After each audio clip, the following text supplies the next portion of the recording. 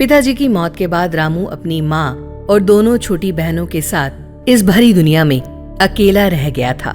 ना कोई रिश्तेदार, ना कोई अपना। जब भूखे रहने की नौबत आ गई तो 12 साल के रामू को घर का बड़ा होने का फर्ज निभाने के लिए घर से बाहर निकलना ही पड़ा। माँ ने कुछ घरों का चौंका बर्तन पकड़ लिया था।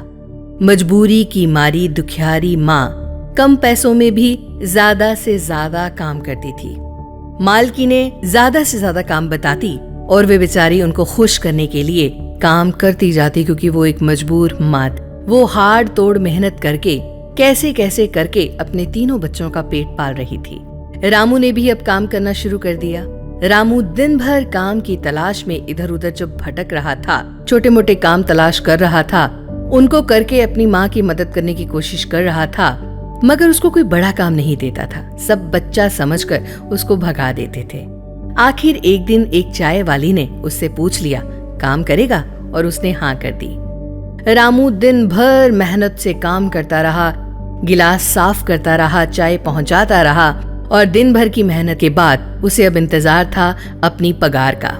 आखिर वो घड़ी आ गई। शाम को मालिक ने उसको बुलाकर उसकी पीठ थपथपाई और शाबाशी दी और हंसते हुए कहा, ले आज एक रसगुल्ला और समोसा मेरी तरफ से खा ले। रामू की आंखों में आंसू आ गए।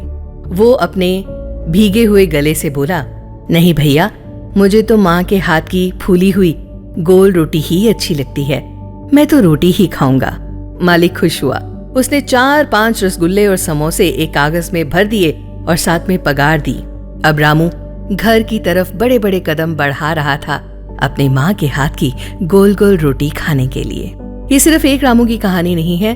कई घरों में, कई शहरों में, कई जगहों पर, कई कॉन्टिनेंट्स में, कई धर्मों में, कई मजहबों में, कई आवाजों में, कई अजानों में, कई अरदासों में और बहुत सारे देशों में ऐसे रामू भरे पड़े हैं। ऐसे रामू जो कि अपने परिवार का पालन पोषण करने के लिए बहुत ही छोटी उम्र में बहुत बड़े हो जाते हैं।